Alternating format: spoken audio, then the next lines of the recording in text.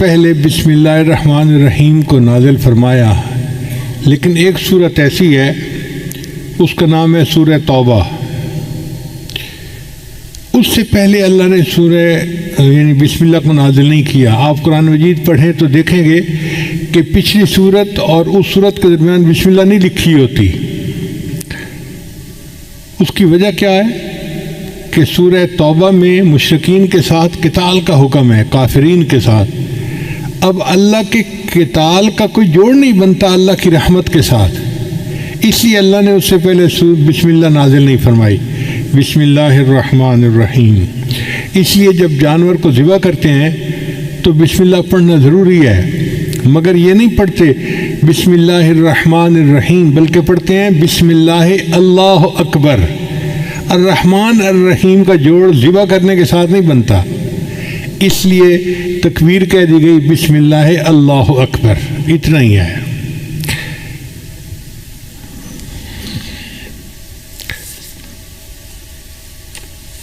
حضرت علی رضی اللہ عنہ فرمایا کرتے تھے کہ جو کچھ پہلے آسمانی کتابوں میں نازل ہوا اللہ نے وہ سب کچھ قرآن مجید میں نازل فرما دیا، اور جو کچھ پورے قرآن مجید میں نازل ہوا وہ اللہ نے سورہ بقرہ میں نازل فرما دیا، اور جو سورہ بقرہ میں نازل ہوا اللہ نے اس کو سورہ فاتحہ میں نازل فرما دیا، اور جو کچھ اللہ نے سورہ فاتحہ میں نازل کیا اس کو اللہ نے بسم اللہ الرحمن الرحیم میں نازل فرما دیا۔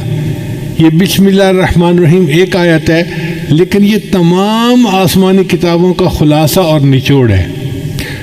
اور علماء نے ایک نقطہ اور لکھا ہے کہ جو کچھ بسم اللہ میں نازل ہوا وہ بسم اللہ کے پہلے حرف با کے اندر آ گیا۔ با کا حرف جو ہے نا وہ وصل کے لیے ہوتا ہے، جوڑنے کے لیے۔ تو اس کا مطلب یہ ہے کہ پوری آسمانی کتابوں کا نچوڑ یہ ہے کہ مخلوق کو اپنے رب کے ساتھ جوڑ دیا جائے۔ اس لیے بسم اللہ کے دو معنی ہیں۔ عربی زبان میں اسم کے دو معنی ہیں، ایک معنی ہے نام، تو بسم اللہ کا ترجمہ بنے گا اللہ کے نام کے ساتھ جو رحمان ہے اور رحیم ہے۔ بسم اللہ الرحمن الرحیم۔ اور ایک اسم کا مطلب عربی زبان میں برکت بھی ہے، تو بسم اللہ کا ترجمہ بنے گا اللہ کی برکت کے ساتھ۔ ہمیں یاد ہے کہ ہمارے گھر میں جو بڑی بوڑھی عورتیں تھیں نا پرانے زمانے کی، وہ اٹھتے بیٹھتے اللہ دی برکت نال، اللہ دی برکت نال یہ لفظ بہت پڑھتی تھیں۔ چھوٹے تھے ہمیں اس بات کی سمجھ نہیں تھی، اب سمجھ میں آتی ہے۔ اصل میں وہ بسم اللہ کا ترجمہ پڑھا کرتی تھی، اللہ کی برکت کے ساتھ بسم اللہ کہتی تھی ہر کام سے پہلے۔ ان کی زبانیں بسم اللہ سے رطب اللسان بالکل تر رہتی تھی، ہر وقت اٹھتے بیٹھتے کرتے پھرتے ہر وقت بسم اللہ بسم اللہ بسم اللہ۔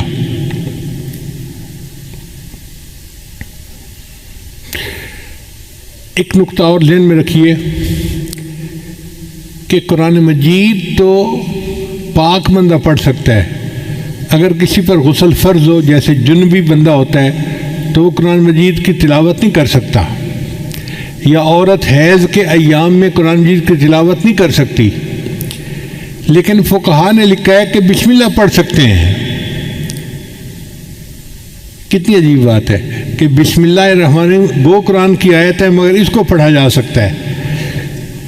تو ایک خاتون تھی امرا فرغانیہ، ایک وادی ہے اس کا نام ہے فرغانہ وادی، اس میں بڑے علماء ہوئے ہیں، اندجان مرغنان یہ وہاں کے شہر ہیں۔ ہدایہ جنہوں نے لکھی قاضی برہان الدین المرغنانی رحمۃ اللہ، یہ بھی وہیں سے تھے۔ تو امرا فرغانیہ سے کسی نے پوچھا کہ کیا وجہ ہے کہ عورت حیض کے دنوں میں قرآن مجید کی تلاوت تو نہیں کر سکتی، لیکن اگر وہ بسم اللہ پڑھنا چاہے تو بسم اللہ پڑھ سکتی ہے؟ انہوں نے جواب دیا کہ اصل میں بسم اللہ جو ہے یہ اللہ کا نام ہے، اور کوئی بھی محب کسی بھی حالت میں محبوب کا نام لینے سے روکا نہیں جا سکتا۔ یہ نہیں کہا سکتا کہ اب تم محبوب کا نام نہیں لے سکتے، جس حال میں بھی ہوگا وہ محبوب کا نام تو لے سکتا ہے، اس لیے بسم اللہ کی اللہ نے اجازت عطا فرما دی۔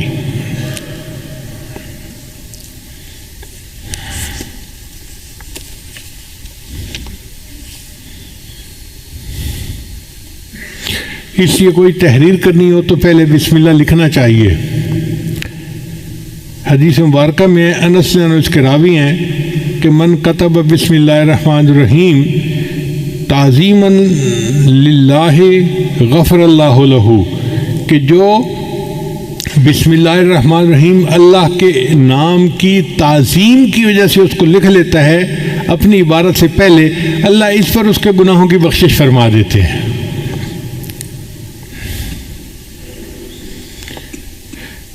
ابو ہریرہ روایت کرتے ہیں، یہ در منصور کی روایت ہے، قال رسول اللہ صلی اللہ علیہ وسلم کہ نبی علیہ السلام نے ارشاد فرمایا کل امر ذی بال لا یبدأ فیہ بسم اللہ الرحمن الرحیم اقطع، کہ ہر اچھا کام جو بسم اللہ کے بغیر شروع کیا جائے تو وہ برکت سے خالی ہو جاتا ہے اچھا کام لیکن بسم اللہ نہیں پڑھی، اب اس میں برکت ختم ہو گئی۔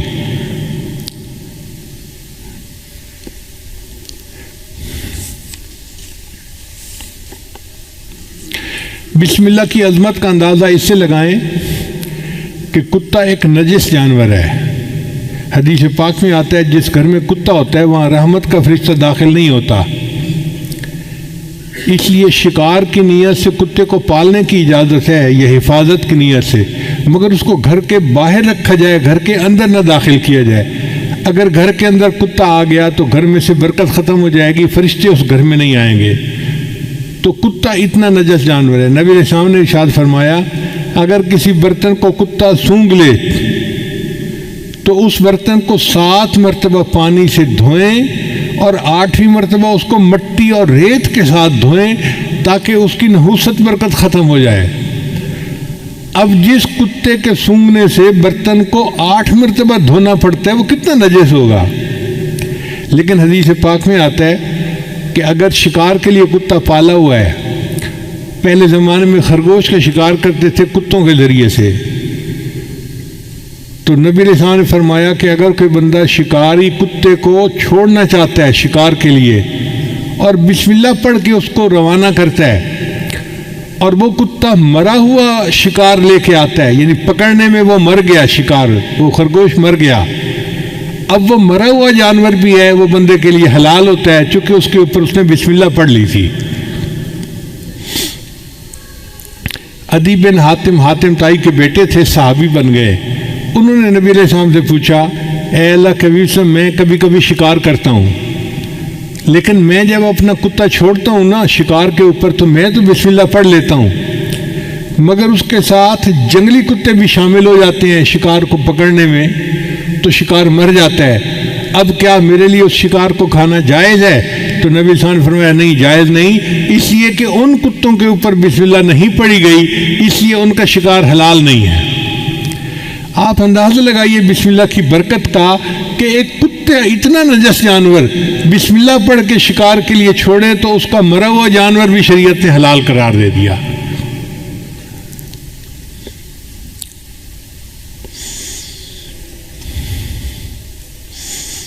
چنانچہ بسم اللہ کی وجہ سے اللہ تعالیٰ بندے کی مشکلات کو ختم کر دیتے ہیں۔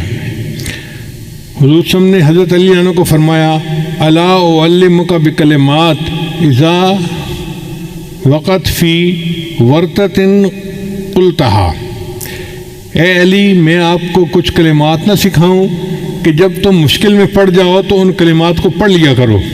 قال بلا، عرض کیا یا اللہ کے حبیب صلی اللہ علیہ وسلم آپ مجھے ضرور سکھائیے۔ تو نبی علیہ السلام نے فرمایا کہ جب تو کسی مشکل میں پڑ جائے فقال بسم اللہ الرحمن الرحیم ولا حول ولا قوت الا باللہ العلی العظیم، جب بھی تو کسی مشکل میں پڑ جائے تو بسم اللہ الرحمن الرحیم پڑھا کر اور لا حول ولا قوت الا باللہ العلی العظیم، ان کلمات کے پڑھنے سے اللہ تیری مشکلات کو دور فرمائیں گے۔ اب یہ عمل کسی ایک عام پیر نے نہیں بتایا، دنیا کے پیروں کے سردار، دنیا کے نبیوں کے سردار حضرت محمد مصطفیٰ احمد مجتبیٰ صلی اللہ علیہ وسلم جو اللہ کے محبوب ہیں، یہ عمل انہوں نے بتایا ہے، تو کتنا سچا اور پکا عمل ہوگا۔ اس لیے ہمیں چاہیے کہ ہم اس عمل کو پلے باندھ لیں، جب کوئی مشکل پیش آئے تو بسم اللہ الرحمن الرحیم ولا حول ولا قوت الا باللہ العلی العظیم، یہ پڑھیں گے اللہ تعالیٰ ہماری مشکلات کو دور کر دیں گے۔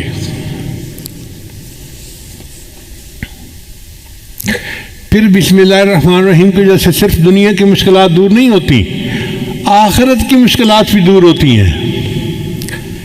چنانچہ حضرت عیسیٰ علیہ السلام جب کسی قبر کے پاس سے گزرتے تھے تو ان کو کشفاً پتہ چل جاتا تھا کہ قبر میں کیا ہو رہا ہے۔ وہ ایک مرتبہ ایک قبر کے قریب سے گزرے تو انہوں نے دیکھا کہ قبر میں بندے کو عذاب ہو رہا ہے۔ جب واپس ہوئے تو انہوں نے دیکھا کہ قبر تو جنت کا باغ بنی ہوئی ہے، تو بڑے حیران ہوئے۔ انہوں نے دعا مانگی، یا اللہ پہلے میں نے دیکھا تھا تو یہ جہنم کا گڑھا تھا، اب میں دیکھ رہا ہوں تو یہ جنت کا باغ ہے، یہ معاملہ کیا ہے میرے اوپر کھول دیجیے۔ تو اللہ تعالیٰ نے فرمایا، میرے پیارے عیسیٰ علیہ السلام، ایک بندے کی قبر ہے جو بڑا گناہ گار تھا، جب وہ فوت ہوا اس کی بیوی حاملہ تھی اس وقت، تو چونکہ وہ گناہ گار تھا اس کو ہم نے قبر کا عذاب دے دیا۔ اب اس کی بیوی کے ہاں بیٹا پیدا ہوا، بیٹا تھوڑا بڑا ہوا تو ماں اس کو پڑھانے کے لیے مدرسے لے گئی اور قاری صاحب کو کہا کہ میرے بچے کو قرآن پڑھاؤ۔ آج اس بچے نے بسم اللہ الرحمن الرحیم پڑھا، اس کے معصوم منہ سے جو بسم اللہ نکلی تو میری رحمت نے گوارا نہ کیا کہ معصوم بچہ تو بسم اللہ پڑھے اور میں اس کے باپ کو قبر میں عذاب دوں۔ میں نے اس کی باپ کو جنت کا باغ بنا دیا۔ چنانچہ حدیث پاک میں آتا ہے کہ جب کوئی بچہ بسم اللہ پڑھنا سیکھتا ہے اللہ 4 بندوں کی مغفرت فرماتے ہیں بسم اللہ سیکھنے پر۔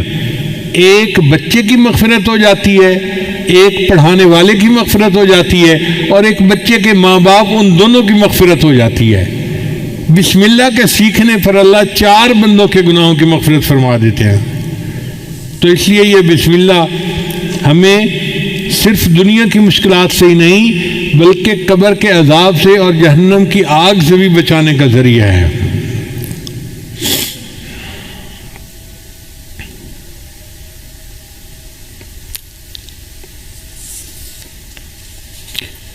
چنانچہ علماء نے لکھا ہے کہ بسم اللہ جو ہے نا یہ اسم اعظم ہے۔ حدیث پاک میں آتا ہے کہ جب کوئی دعا کی جائے اسم اعظم کے ساتھ تو اللہ تعالیٰ اس دعا کو قبول فرما لیتے ہیں۔ اب اسم اعظم کون سا ہے یہ کسی کو نہیں پتا، اللہ نے اس کو چھپا لیا۔ مگر امام اعظم ابو حنیفہ رحمۃ اللہ فرمایا کرتے تھے کہ اللہ تعالیٰ کا جو اسم ذات ہے نا اللہ، یہ اسم اعظم ہے۔ تو کسی نے پوچھا جی کہ آپ کے پاس دلیل کیا ہے اسم اعظم؟ تو انہوں نے فرمایا اس لیے کہ اللہ تعالیٰ نے اپنی کتاب میں سب سے پہلے جو نام نازل کیا وہ اللہ کا نام تھا۔ آپ دیکھیں اعوذ باللہ پڑھیں تو پہلا نام کون سا آتا ہے؟ باقی صفاتی نام بعد میں، اور ذاتی نام اعوذ باللہ من الشیطان الرجیم بسم اللہ الرحمن الرحیم، تو اللہ کا نام سب سے پہلے۔ ان کا چونکہ اللہ کا نام سب سے پہلے پڑھا جاتا ہے اس لیے یہ اسم اعظم ہے۔ ان کا جی کوئی اور دلیل دیں۔ ان کا دلیل یہ ہے کہ حدیث پاک سے ثابت ہے کہ اللہ تعالیٰ نے فرشتے کو حکم فرمایا ہوا ہے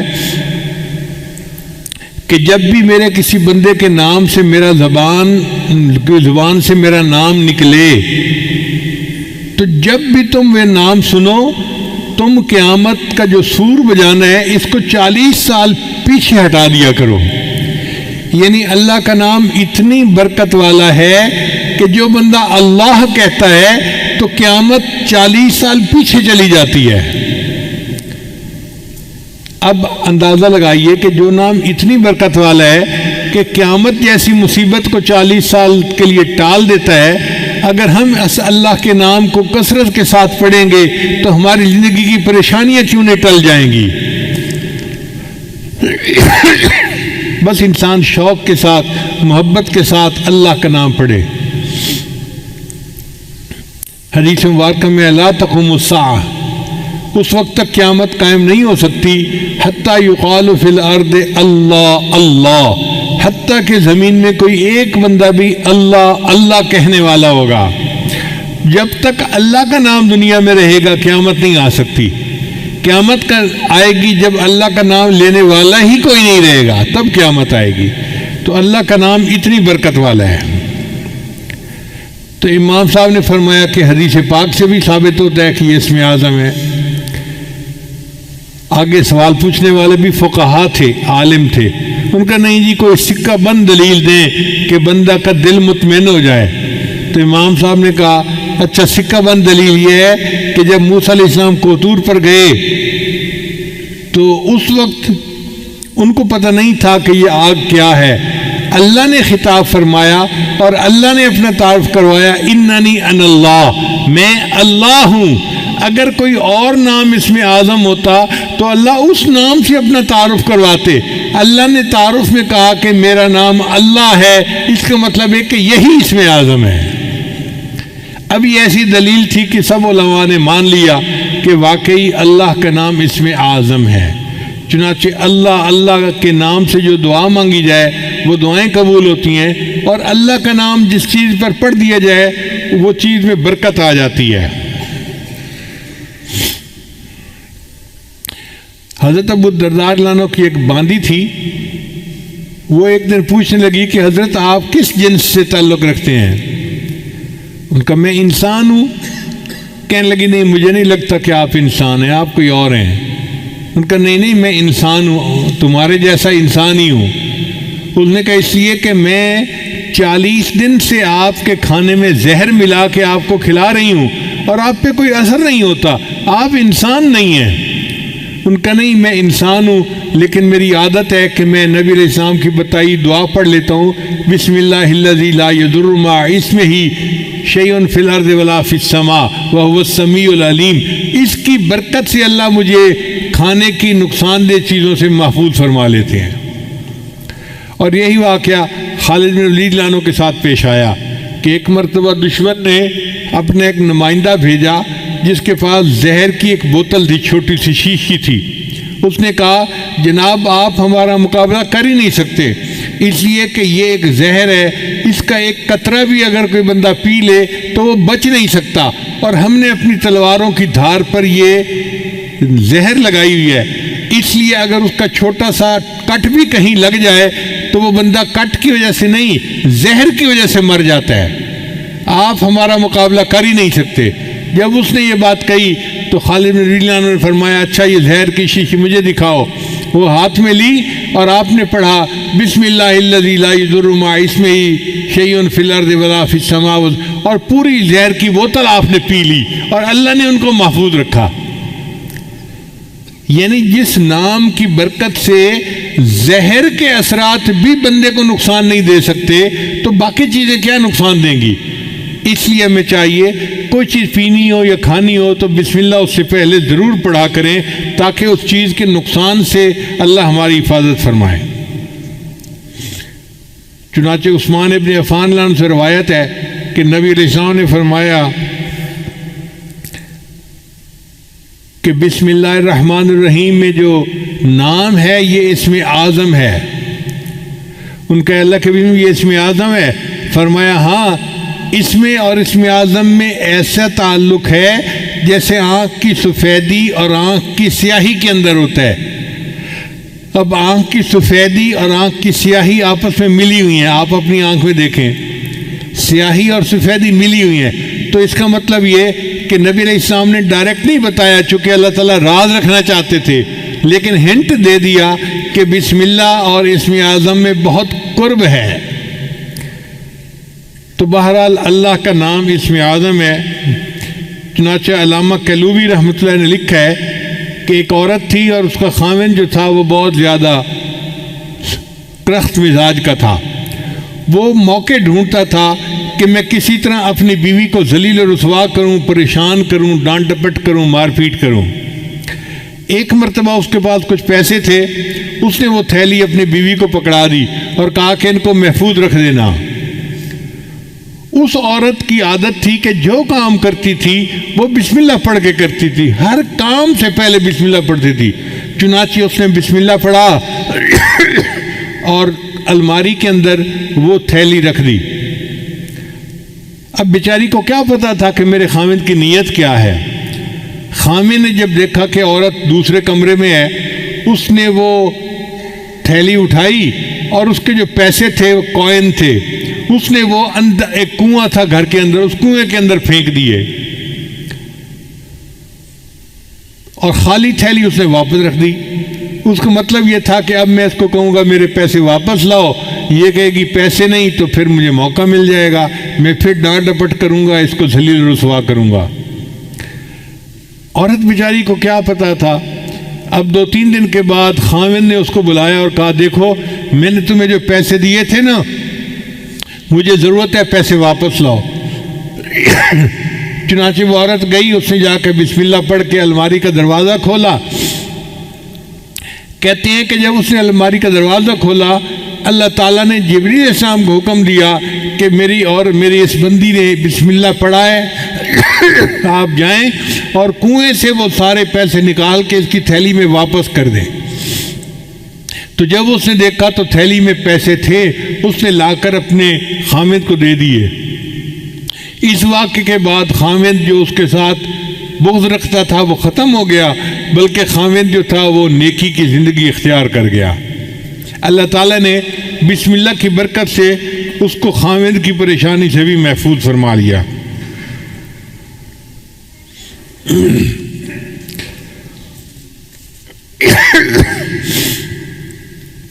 بسم اللہ میں ہر درد کے لیے شفا موجود ہے۔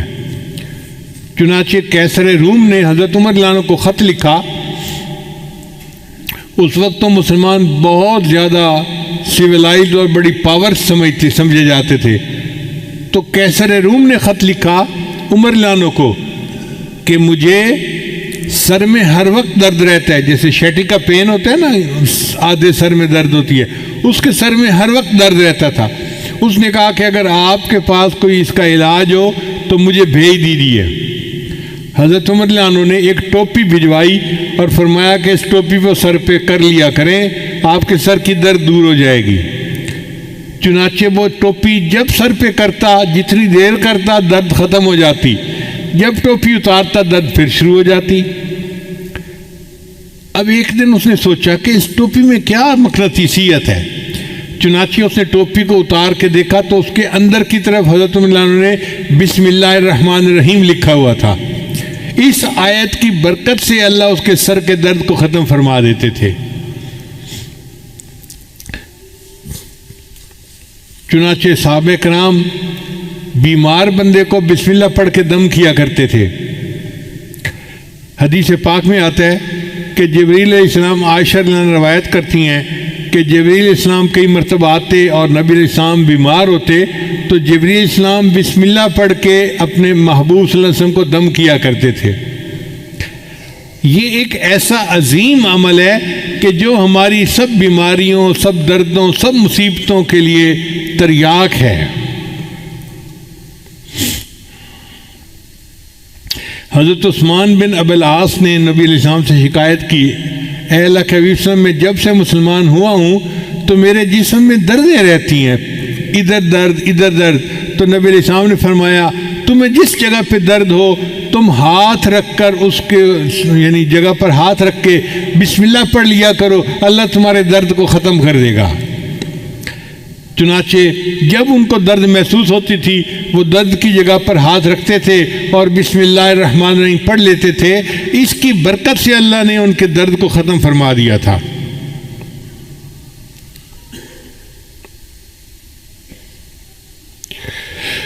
عبداللہ ابن عباس انہوں نے نبی علیہ السلام سے پوچھا، اے اللہ کے حبیب صلی اللہ علیہ وسلم، ہمیں بخار کا دم اور بیماری کا دم بتا دیا کریں،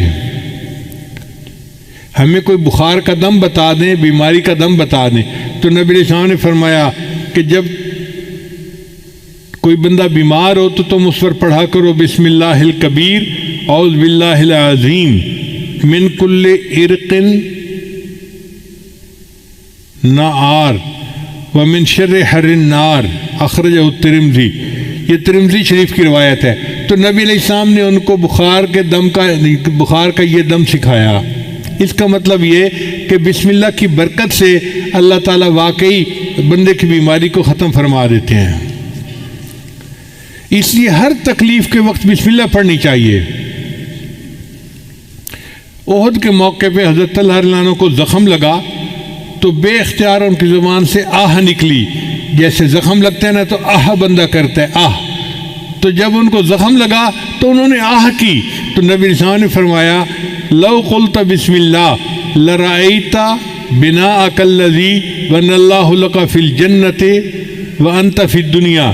اگر تو اس موقع پر بسم اللہ کہتا جو تجھے چوٹ لگی تو تو دنیا میں رہتے ہوئے جنت میں اپنے ٹھکانے کو دیکھ لیتا۔ اگر تو بسم اللہ پڑھتا تو آپ دنیا میں رہتے ہوئے اپنے جنت کے ٹھکانے کو آنکھوں سے دیکھ لیتے۔ تو یہ بسم اللہ ایسا عمل ہے۔ چنانچہ ایک صحابی نبی علیہ السلام کے ساتھ سواری پر سوار تھے، تو سواری کو ٹھوکر لگی تو صحابی نے کہا تا سے شیطان برباد ہو جائے۔ تو نبی علیہ السلام نے فرمایا کہ ایسے نہ کہا کرو کہ شیطان برباد ہو جائے، وہ موٹا ہو جاتا ہے سن کے کہ دیکھو میں نے شرارت کی اور ان کو تکلیف پہنچی، وہ موٹا ہو جاتا ہے۔ تم پڑھا کرو بسم اللہ۔ جب تم بسم اللہ کرو گے تو شیطان یعنی کمزور ہو کے چونٹی جیسا بن جائے گا بسم اللہ کی برکت کی وجہ سے۔ تو اس کا مطلب ہے کہ ٹھوکر لگنے پر، تکلیف پہنچنے پر ہم اگر بسم اللہ پڑھیں گے تو اللہ تعالیٰ شیطان کو چھوٹا کر دیں گے اور ہماری تکلیف کو دور فرما دیں گے۔ نبی علیہ السلام نے ایک عمل بتایا کہ جو شخص صبح کے وقت 3 مرتبہ بسم اللہ پڑھ لے، بسم اللہ الرحمن الرحیم، بسم اللہ الرحمن الرحیم۔ اب یہ کتنا چھوٹا سا عمل ہے۔ جو شخص صبح کے وقت پڑھ لے شام تک کوئی حادثہ یا کوئی اس کو مصیبت نہیں پہنچ سکتی، اور اگر شام کے وقت پڑھ لے گا تو صبح تک اس کو کوئی مصیبت نہیں پہنچے گی۔ یہ کتنا چھوٹا عمل ہے۔ اپنے گھر میں اپنی بیویوں کو بھی بتائیں، اپنے بچوں کو بھی، اور ان کی عادت بنائیں کہ وہ ہر وقت یہ بسم اللہ کا عمل کرنا شروع کر دیں۔ عبداللہ ابن عباس عنہ کی روایت ہے کہ ایک شخص نبی علیہ السلام کی خدمت میں حاضر ہوا اور اس نے کہا اے اللہ کہ میرے حادثے بہت ہوتے ہیں، ایکسیڈنٹ ہر وقت، کبھی کوئی اور میں بڑا پریشان ہوں۔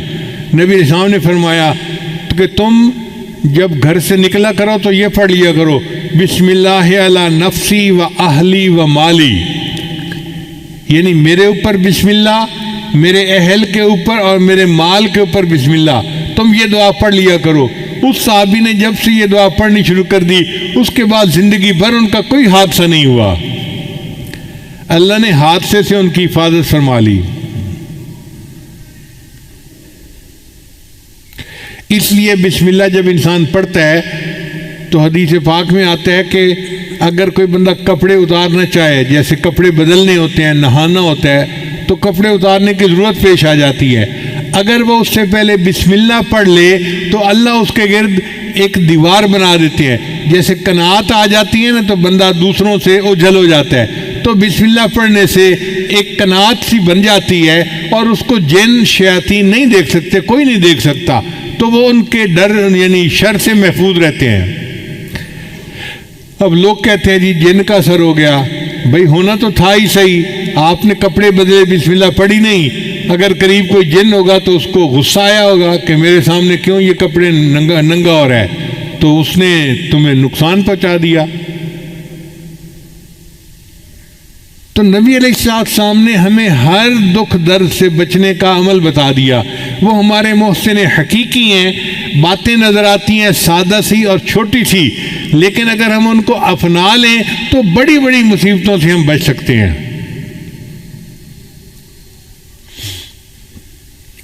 چنانچہ جو بندہ اپنی بیوی کے ساتھ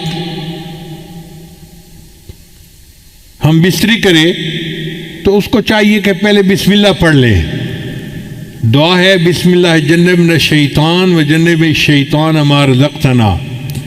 حدیث پاک میں آتا ہے کہ اگر اس نے یہ دعا پہلے پڑھ لی اور پھر بیوی کو ہاتھ لگایا تو اب اگر حمل ٹھہر گیا تو اس حمل میں شیطان کا کوئی حصہ نہیں ہوگا، لہذا وہ بچہ فطری طور پہ نیک ہوگا، بچپن سے نیک ہوگا۔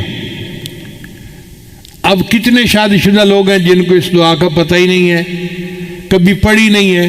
جب دعا ہی نہیں پڑھی تو پھر اس عمل میں شیطان بھی ساتھ شریک ہو جاتا ہے، اور جس کی گھٹی میں شیطان شامل ہو گیا پھر وہ بچہ تو پیدائشی طور پہ شیطان ہوگا۔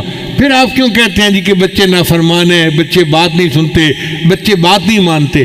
ہم نے بھی تو اپنے رب کی بات نہیں مانی، جس کے نتیجے میں آج بچے ہماری بات نہیں مانتے۔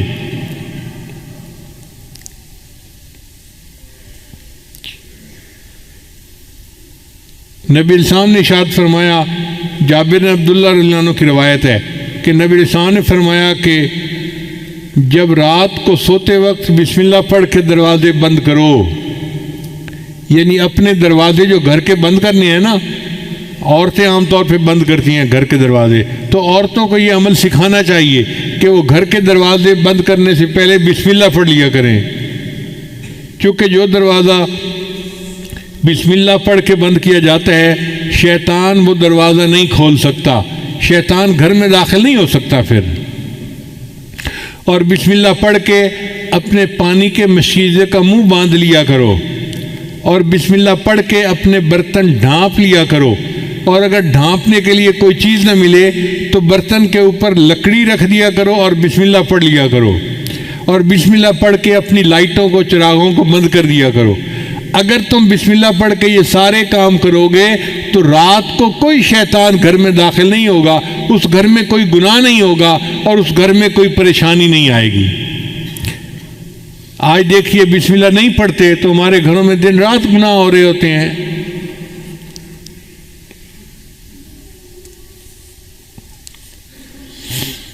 ایک اور روایت سنیے، حضرت انس رضی اللہ عنہ اس کے راوی ہیں، وہ فرماتے ہیں کہ جب کوئی آدمی گھر سے نکلتے وقت بسم اللہ توکلت علی اللہ لا حول ولا قوت الا باللہ، چھوٹی سی دعا ہے، بسم اللہ توکلت علی اللہ لا حول ولا قوت الا باللہ پڑھ لیتا ہے، اس کو کہا جاتا ہے کہ تمہیں ہدایت دی گئی اور تمہاری طرف سے شر کی کفایت کی گئی اور تمہیں مصائب سے بچا لیا گیا۔ یعنی اللہ اس کے بارے میں فرماتے ہیں کہ اس بندے کو ہدایت دی گئی، اس کو شر سے بچا لیا گیا، تو شیطان اس سے دور ہٹ جاتا ہے۔ شیطان کہتا ہے میں اس بندے کا جب کچھ بگاڑ ہی نہیں سکتا تو میں اس کا پیچھا کس لیے کروں؟ تو دیکھیے گھر سے نکلتے ہوئے دعا پڑھنے سے انسان شیطان کے داؤ سے بچ جاتا ہے۔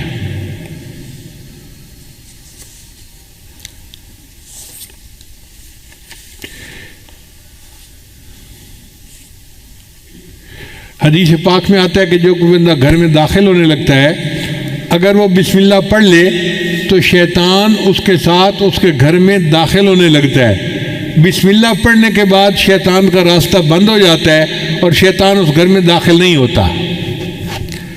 اور اگر وہ بسم اللہ پڑھے بغیر گھر میں داخل ہو جائے تو وہ اکیلا گھر میں نہیں داخل ہوتا بلکہ اس کے ساتھ شیطان بھی داخل ہو جاتا ہے۔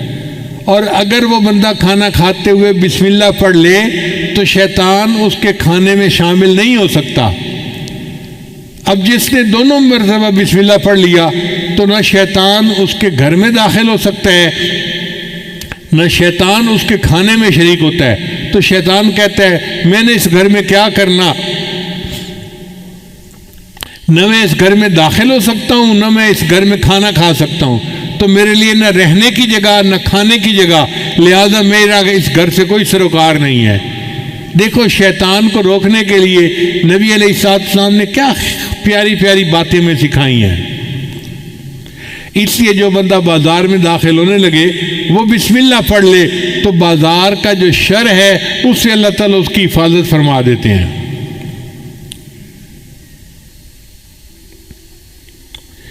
اسی حدیث پاک میں آتا ہے کہ انسان کھانے سے پہلے اگر بسم اللہ پڑھ لے تو شیطان اس کے کھانے میں اس کے ساتھ شریک نہیں ہو سکتا۔ نبی علیہ السلام ایک مرد دسترخوان پر بیٹھے تھے تو ایک چھوٹی بچی آئی اور اس نے آ کے کھانے میں ہاتھ ڈالنا چاہا تو نبی علیہ السلام نے اس کو روک دیا۔ پھر نبی علیہ السلام نے فرمایا کہ کھانے سے پہلے شیطان اپنا ایجنٹ بھیج دیتا ہے کہ وہ بسم اللہ پڑھے بغیر کھانے میں ہاتھ ڈال دے اور بعد میں شیطان بھی کھانے میں شریک ہو سکے۔ اس لیے جب کھانا شروع کرو تو بسم اللہ پڑھ کے شروع کرو تاکہ شیطان اس میں شریک نہ ہو سکے۔ چنانچہ واقعہ کتابوں میں لکھا ہے کہ دو شیطان آپس میں ملے، ایک بڑا موٹا تازہ تھا، مشٹنڈا تھا، اور دوسرا بہت ہی دبلا پتلا تھا۔ تو اس نے پوچھا مشٹنڈے نے کہ سناؤ بھائی تم کیوں اتنے کمزور ہو؟ اس نے کہا یار میں جس بندے کے ساتھ ہوں نا وہ بندہ بسم اللہ پڑھ کے گھر میں داخل ہوتا ہے تو میں اس کے گھر میں داخل ہی نہیں ہو سکتا۔ پھر وہ بسم اللہ پڑھ کے کھانا کھاتا ہے، میں اس کے کھانے میں شریک ہی نہیں ہو سکتا، نہ مجھے رہنے کی جگہ ملتی ہے نہ مجھے کھانا ملتا ہے، تو میں نے کمزور ہی ہونا ہے نا۔ تو اس پر جو موٹا شیطان ہوتا ہے نا وہ کہکا لگاتا ہے اور کہتا ہے کہ اچھا میں تو ایک کافر کے ساتھ رہتا ہوں، اس کو بسم اللہ کا پتہ ہی نہیں، میں اس کے گھر میں بھی اس کے ساتھ داخل ہوتا ہوں اور میں اس کے کھانے میں بھی شریک ہوتا ہوں، اور جب وہ اپنی بیوی سے ہم بستری کرتا ہے میں بھی اس کی بیوی کے ساتھ ہم بستری میں شریک ہوتا ہوں، اس لیے اس کی اولاد نافرمان پیدا ہوتی ہے۔ تو بسم اللہ کو بھولنے سے کتنے نقصان ہم اٹھا لیتے ہیں۔ اس لیے کھانے سے پہلے بسم اللہ کا پڑھنا بہت ضروری ہے۔ یہ مومن اور کافر کے شیطان کی جو ملاقات ہے، یہ عبداللہ ابن مسعود رضی اللہ عنہ ایک صحابی ہیں، وہ فرمایا کرتے تھے۔ اس لیے سوتے وقت انسان کو بسم اللہ پڑھنا چاہیے۔ نبی علیہ السلام جب رات کو بستر پر پہنچتے تو دعا مانگتے، بسم اللہ وضعت جنبی اللہم اغفر ذنبی و اخسی شیطانی وفک ریحانی واسقل میزانی وجعلنی فی الندی الاعلیٰ۔ اے اللہ میرے گناہوں کو بخش دے، میرے شیطان کو ذلیل کر دے، میری گردن چھڑا دے، میرے میزان کو بھاری کر دے اور مجھے فرشتوں کی اعلیٰ جماعت کے ساتھ کھڑا کر دے۔ کتنی پیاری دعا ہے، اگر ہم اس کو یاد کر کے رات کو پڑھ لیا کریں۔ اس لیے رات کو سوتے وقت کی چھوٹی دعا ہے نا، بِاسْمِکَ اموت واحیا، اللہم بِاسْمِکَ اموت واحیا، تو اللہ کے نام کے ساتھ میں سوتا ہوں اور میں جاگتا ہوں۔ نبی صاحب نے ارشاد فرمایا، لا وضوء لمن لم یذکر اسم اللہ، اس بندے کا وضو ہی نہیں ہوتا جو بسم اللہ سے وضو کی ابتدا نہ کرے۔ جیسے فرمایا نا کہ حضور قلب کے بغیر نماز نہیں ہوتی، ایسے نبی علیہ السلام نے فرمایا کہ بسم اللہ پڑھے بغیر انسان کا وضو ہی نہیں ہوتا، یعنی وضو کی برکت ختم ہو جاتی ہے۔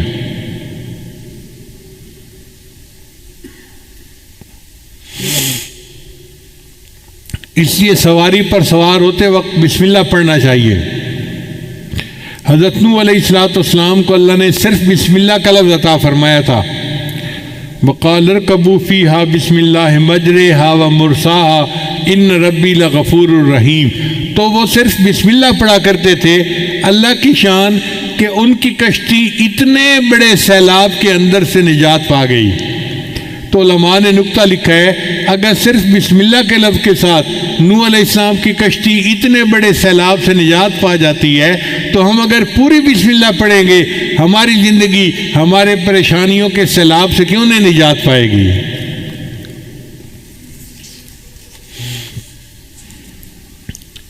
پھر اللہ تعالیٰ نے حضرت سلیمان علیہ السلام کو پوری آیت عطا فرمائی، انہو من سلیمان و انہو بسم اللہ الرحمن الرحیم، چنانچہ وہ بسم اللہ الرحمن الرحیم پڑھا کرتے تھے، ہوا ان کا تخت اڑا کے جہاں چاہتے تھے وہاں لے جا کے نیچے اتار دیا کرتی تھی۔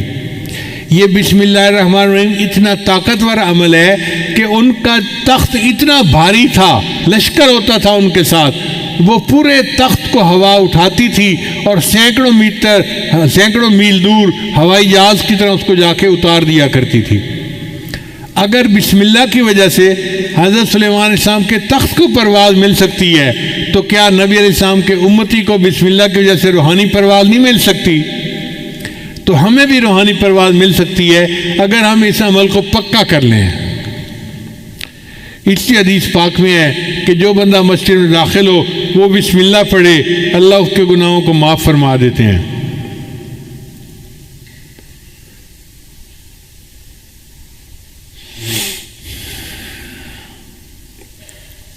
حدیث مبارکہ میں آتا ہے کہ جب تم اپنے میت کو قبر میں اتارنے لگو تو بسم اللہ پڑھ کے میت کو قبر میں اتارو گے، بسم اللہ کی برکت سے اللہ قبر کا عذاب معاف فرما دیں گے۔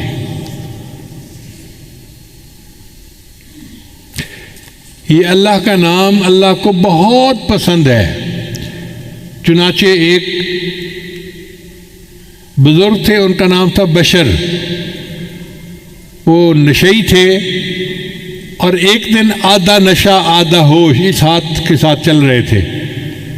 انہوں نے راستے میں ایک کاغذ پڑا ہوا دیکھا جس کے اوپر اللہ کا نام لکھا ہوا تھا، تو اس کو دیکھ کر وہ حیران ہوئے کہ کاغذ پر تو اللہ کا نام لکھا ہوا ہے اور یہ زمین کے اوپر پڑا ہے۔ انہوں نے اس کاغذ کو اٹھا لیا، اس کو جھاڑ کے صاف کیا اور اس کو اوپر کسی جگہ کے اوپر رکھ دیا۔ اللہ نے ایک ولی کو الہام فرمایا کہ بشر کو جا کر کہہ دو کہ تم نے میرے نام کو فرش سے اٹھا کر اونچا کیا، میں تمہارے نام کو فرش سے اٹھا کر عرش تک اونچا کر دوں گا۔ چنانچہ وہ امت کے بڑے اولیاء میں سے گزرے اور ان کا نام بشر حافی تھا۔ اللہ تعالی ہمیں بھی اس نام کی عزت کرنے پر اور اس نام کے قدر کرنے پر، اس کا ذکر کرنے پر